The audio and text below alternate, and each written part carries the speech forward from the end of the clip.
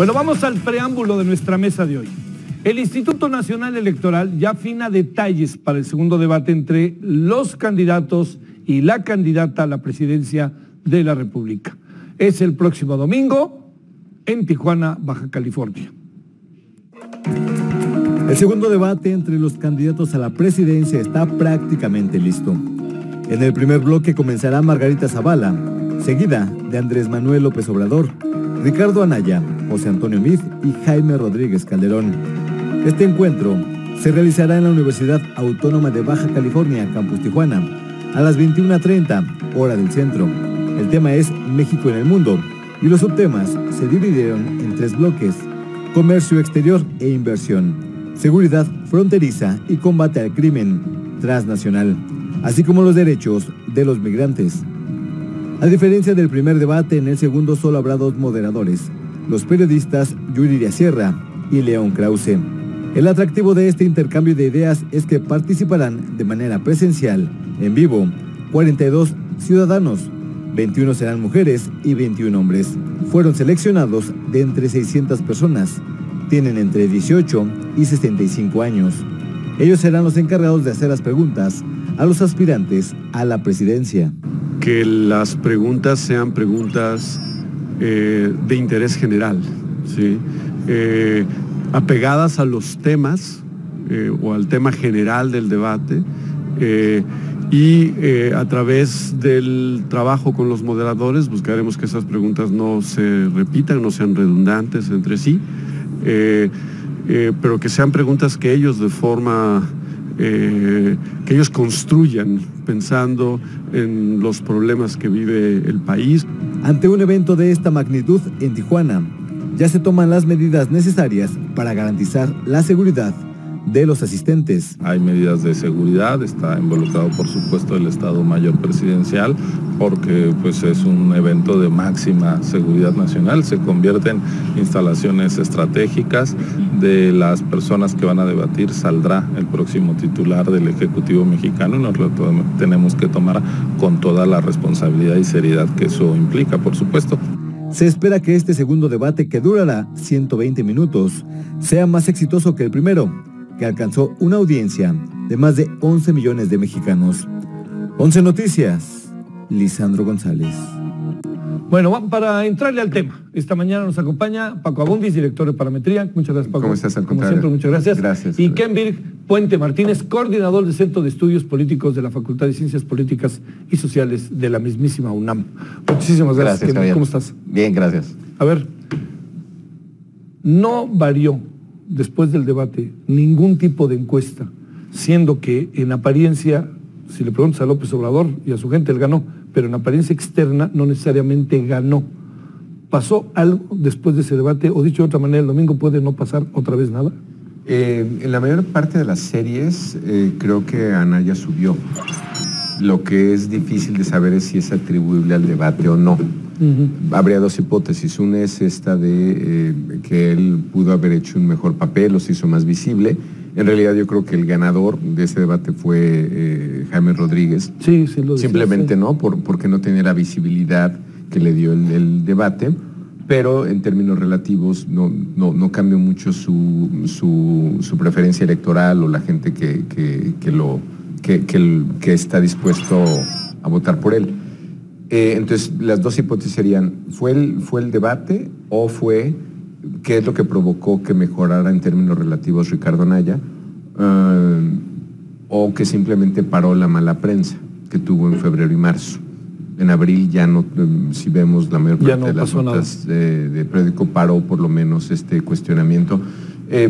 Creo que ha seguido en entrevistas y no, por lo menos en un par de canales de televisión, en Milenio y la de Tercer Grado, se le ha seguido cuestionando, pero ya no es un tema noticioso cotidiano. En lo personal creo que si algo lo paró en febrero y marzo fue esa mala prensa. ¿Qué es lo que explicaría que mejore? Pues que simplemente ya no la tiene. Ahora el segundo debate tiene un formato distinto y ahí esperarías que pasen más cosas. Pero ya lo hemos platicado aquí, en general la gente no va a buscar información en los debates, ya sabe quién es su gallo, ya sabe quién va a ganar y van simplemente a corroborar lo que ya sabe. Entonces, por el cambio de formato, ¿no? que supongo que lo comentaremos un poco más tarde, puede que haya más apertura y haya más impacto en el debate y el postdebate. Pero creo, yo en lo personal, creo que no tuvo un impacto sustancial. ¿Tú cómo lo viste, Kimberly? Bueno, igual con la lectura de Paco, lo que creo es que, por supuesto que el Bronco se visibiliza, se hace presente en la elección en general para el público. No hay grandes cambios, tampoco, de hecho los cambios que estamos comentando son sutiles, es decir, no hay un gran error de algún candidato que pudiera magnificarse en el postdebate y que fuera el tema recurrente para la opinión pública. No, todos se mantienen, es decir, todos se van con su golpe, todos se van... y sí, Anaya, digamos, tiene un mejor desempeño, parece. Tiene en los días posteriores una ligera alza, contrarresta las caídas que había tenido en algunas encuestas. Pero no hay un repunte, no hay un cruce, no hay ninguna sorpresa. De hecho, me parece que llegan a este segundo debate pues casi como iniciaron. Es decir, uno muy adelante, dos compitiendo en el segundo. Se empiezan a separar ligeramente, pero todavía en niveles competitivos entre ellos. No me parece que el debate haya resultado significativo. A tu pregunta, ¿puede pasar lo mismo?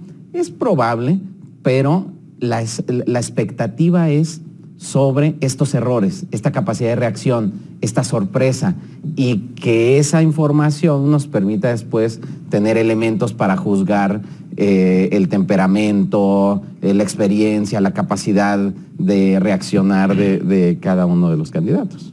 Es un ejercicio inédito el de hoy, el del domingo. El domingo, bueno, ya tiene un comparativo, ¿no? Con el referente, pero ¿te refieres al formato? Al formato, la participación de la gente. Ve para saber lo que pregunte la gente, ¿no? Sí, creo que por la tradición o por, digamos, las similitudes que tiene con un formato que se utiliza mucho para las elecciones primarias, digamos, las internas de los partidos en Estados Unidos, tanto el republicano como el demócrata, el formato se conoce como el término en inglés es town hall, como si fuera una reunión en este caso para nosotros sería el municipio, de la alcaldía y sus ciudadanos para discutir sus para poder discutir sus problemas locales. Aquí lo que se más interesante es, uno, el tema, ¿no? que lo comentábamos, bueno, o los tres temas que va a haber y el lugar donde se está realizando. Creo que la intención del INE en este sentido, creo que es muy, muy buena, digamos, muy clara, porque finalmente es un mensaje. O sea, Tijuana es, yo creo que la ciudad más importante de frontera que tenemos, sí, ¿no? Sí. Por tráfico, comercio, cruces, por cruces, por todo lo que sucede ahí. Y creo que es un diseño en ese sentido también y logísticamente muy interesante, y yo creo que muy bien por el INE, ¿no? Porque el primer tema es comercio, inversiones, ¿no? Luego viene el tema de migración, y luego el trato a los migrantes como tal. Entonces, creo que el lugar, los temas son un mensaje en sí mismo, ¿no? Oye, a ver, déjame preguntarte, Paco. A ver, las veces que he platicado con Paco los jueves, o sea, que le voy haciendo preguntas desde el lunes, imagínate, va a decir ya, ¿no? Pero fíjate, sí, pero a ver, hoy el Heraldo trae una encuesta que es una diferencia de 13 entre el primero y el segundo, que puede ser 10 más o menos, yo calculo. Pero te lo pregunto por lo siguiente. Tú me dijiste, en mayo pasan las cosas. ¿Sigues pensando lo mismo? Bueno, es que ahora, puede ser no el caso, ¿eh? No está bien. Sí, ahora puede ser no el caso. Podemos cambiar. En mayo deberían de pasar las cosas. Sí, claro, sí. No, según la historia de nuestras elecciones. No te ando, sino más bien por lo que veo, no está fácil nada. Otra vez, yo sí creo que hubo un cambio en las mediciones previas al debate, y no por el debate, hablo de las fechas en general. Decíamos que si nos remitimos a las 3 últimas presidenciales, es junio cuando empieza a haber mediciones ya con Fox o empatado, o algunas mediciones con el expresidente Fox arriba. es mediados a estas alturas, pero sobre todo a finales de mes, es cuando ya está empatada la elección entre el expresidente Calderón y López Obrador. Sí, prácticamente todo junio se la pasan empatados y la diferencia fue de 0.56. Y en 2012, prácticamente, digamos, si fuera una efeméride, casi mediados de mayo, es decir, hoy, es cuando se cruza López Obrador con Josefina Vázquez Mota. Ella se va a tercero y él se va a segundo, prácticamente en todas las series. Creo que ese es muy sorprendente, digamos, el nivel de coincidencia. Ese pum, pum. Ese cambio, salvo una, creo, ¿no? Que era la de la propia serie de Josefina Vázquez Mota, pero en todas es cuando rebasa López Obrador y se empieza a acercar al actual presidente Peña Nieto. Entonces sí, mayo y junio son 2 meses importantes en términos de movimientos, volatilidad. Como bien señalas, lo que no sabemos, a juzgar por la encuesta que mencionas del día de hoy o la de ayer del Financiero, que tuvo cierta crítica por las fechas, ¿no? ¿Por qué publicar algo el 14 de mayo que se terminó el 6 de mayo? Sí, ¿no? Debe haber sido el 7 de mayo, 8 de mayo, máximo. No, sí. Y eso ciertamente... Una semana te hace diferente.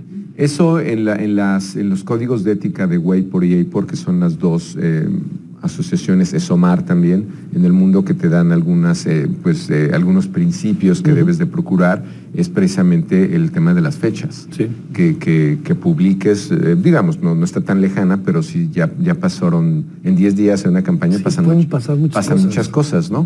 Entonces, yo creo que tendremos que esperar las mediciones que vienen después del segundo debate, que como es el 20 de mayo, pues las siguientes mediciones empezarán. La nuestra, por ejemplo, empieza el 23, 24. Sí.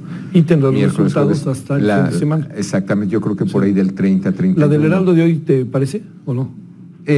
Pues por lo menos trae, como señalas, la distancia suena. Porque nunca había tenido esa distancia. Como la del Financiero se ordena ya en el 1, 2, 3, que tampoco lo tenía, ¿no? Claro. Bueno, ahora que están empatados en 23-23. Sí, que bueno, en eso sigue siendo otra vez, mientras no haya elección, no puedes decir que esté ni bien ni mal, nomás no coincide con los demás, es un dato fuera de rango. Exactamente. Kenbrick, a ver, ¿qué puede pasar con los candidatos del primer debate al segundo debate? ¿Qué aprendieron? ¿Qué vieron? ¿Qué tendrán que hacer? ¿Dudas que todo el mundo se le vaya de nuevo con todo a López Obrador, todos los candidatos? ¿Qué alcanzas a apreciar en términos hipotéticos, para no decir bolita mágica, hipotéticos de ciencia social, etcétera, ¿no? Pues es natural que el candidato a vencer es quien va adelante, y quien va adelante por mucho. Sería sorprendente que algún candidato que está rezagado se enfrente con otro que está rezagado. Es decir, estratégicamente sería una torpeza.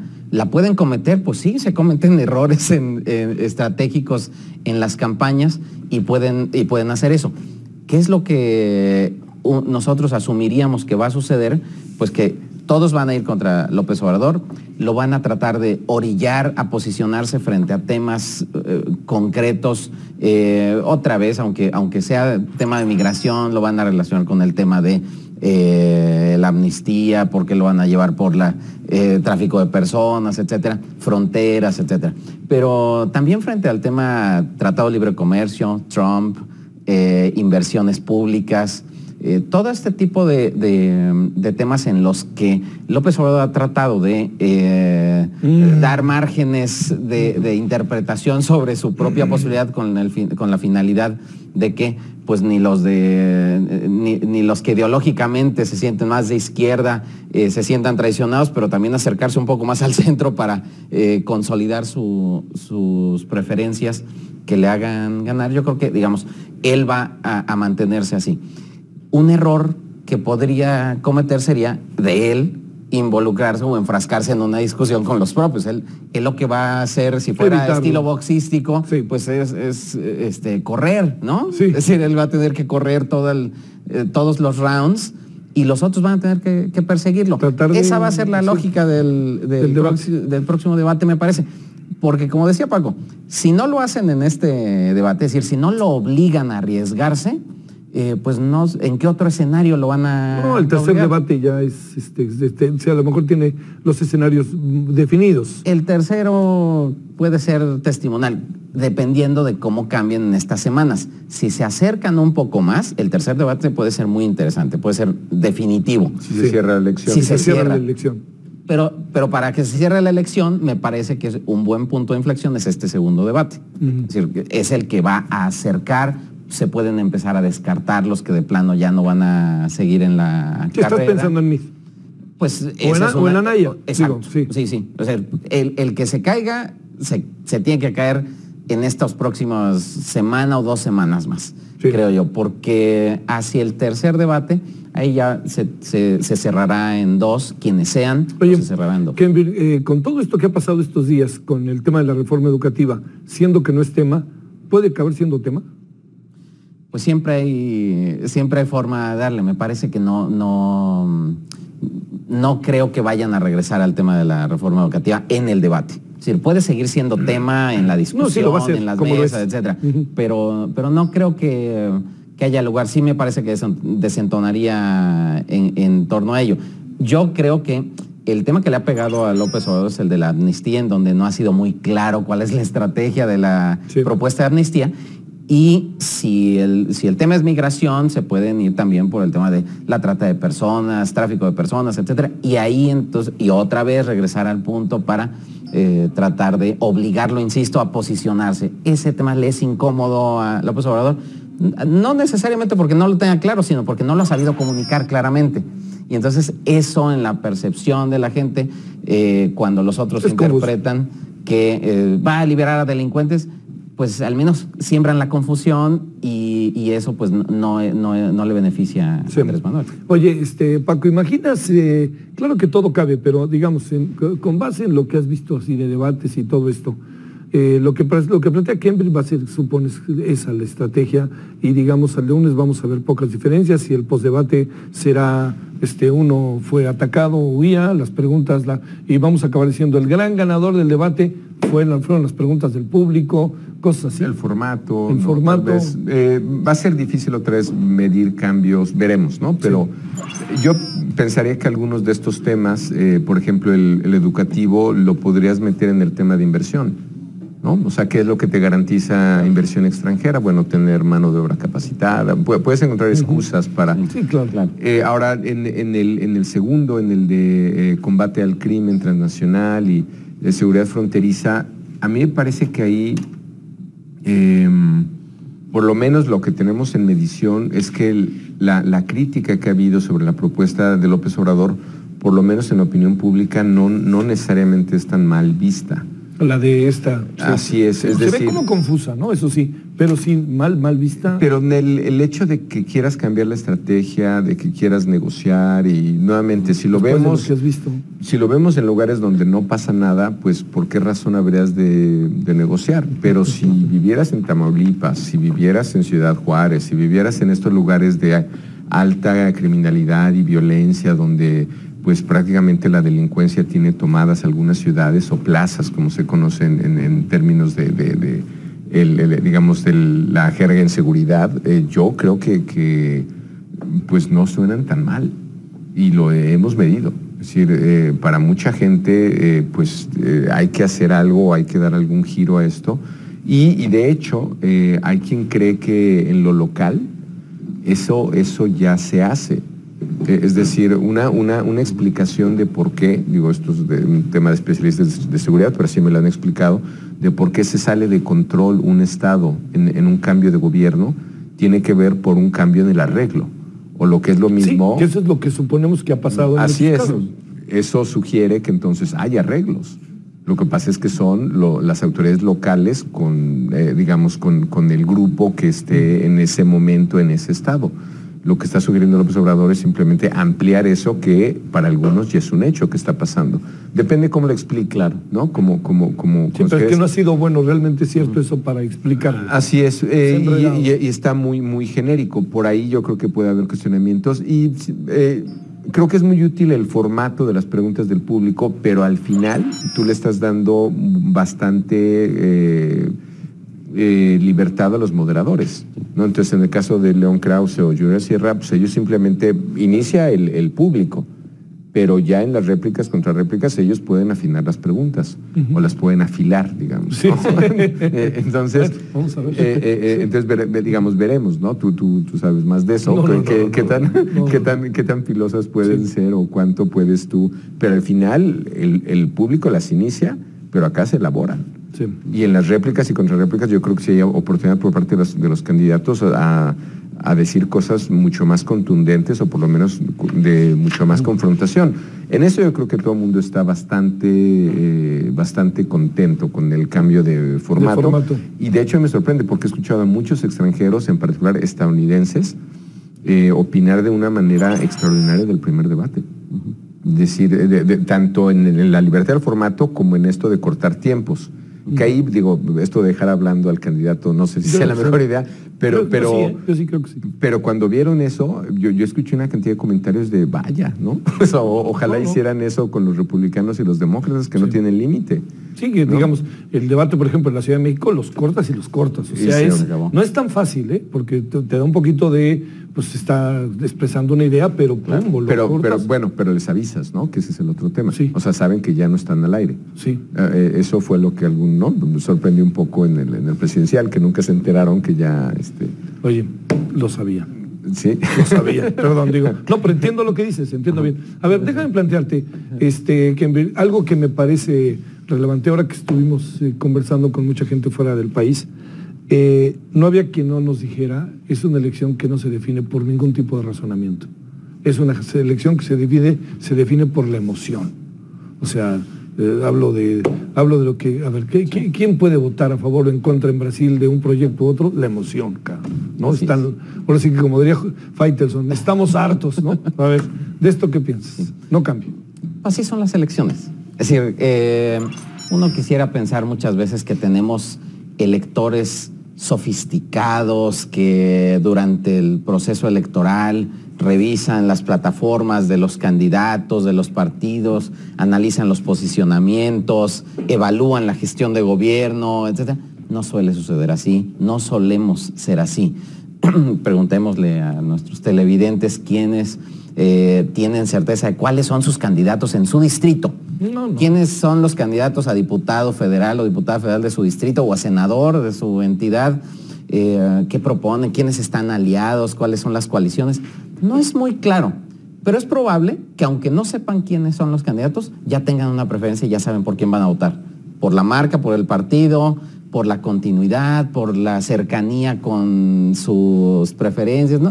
Es decir, solemos ser emocionales para tomar decisiones en general, no nada más para votar. Solemos ser así. Y en esta elección no podría ser distinto. Cuando tenemos en este caso una evaluación al actual gobierno tan negativa, es obvio que eso es un referente inmediato como una posibilidad de castigo. Las elecciones también son ejercicios de castigo para los gobiernos o de premios, si es que así lo consideran. Entonces, yo creo que en esta, por supuesto que también lo será así. Eso es lógico que con un candidato de oposición, un líder opositor, cuya principal bandera es cambiar de tajo todo lo que representa el statu quo, pues es natural que eso tenga en consecuencia una preferencia abismal hacia este candidato opositor. Claro. ¿Cómo eso logra transformarse en votación? Requiere de muchas otras cosas, no nada más de ello. Requiere también de una estrategia de movilización electoral, requiere de una buena campaña, requiere de un buen desempeño. Estoy seguro que ahora López Obrador no pasará el día anterior pegando estampas, estará seguramente preparándose para el debate. Es decir, ¿se lo tomará más en serio? Yo estoy casi seguro que sí. Es que ya llenó su álbum. Es que ya lo llenó. Panini, ya llenó su álbum Panini. Entonces, es decir, yo creo que se lo tomará más en serio porque empiezan a llegar los momentos críticos, ¿no? A ver, en 30 segunditos dinos algo para cerrar. Sí. En un minuto. En defensa del respetable y del ciudadano. Sí. Uno, yo creo que las campañas son de las pocas oportunidades que tenemos de debatir sobre política pública. Y dos, es probable que que sea un voto con no tanta información como uno esperaría, pero siempre hay información. Y al final lo que te define puede ser más o menos emocional, pero no deja de haber un componente informativo y eso lo hace relativamente racional. Y una prueba de ello es lo que vamos a ver en voto dividido. Es decir, si el ciudadano no estuviera tomando una decisión, no tendríamos, relativamente consciente, no tendríamos voto dividido. Por alguna razón López Obrador está pidiendo que le den el voto a él, al Senado y al Congreso. Y estamos teniendo diferencias. Por lo menos en lo que tenemos nosotros, él va 14 puntos adelante en la presidencia. A nivel Senado están empatados con el Frente y a nivel Congreso, Cámara de Diputados están solamente 4 puntos arriba Morena. O sea, esas diferencias te dice que la gente no está viendo una sola señal, están viendo varias y a lo mejor no conoce exactamente el nombre de su diputado local, pero sabe que no tiene la misma función que el presidente o el senador. Kenber, muchas gracias. Muchas gracias. Muchas gracias. Al contrario, Javier. El jueves te tenemos otra vez aquí afuera. Aquí estaré, con mucho gusto.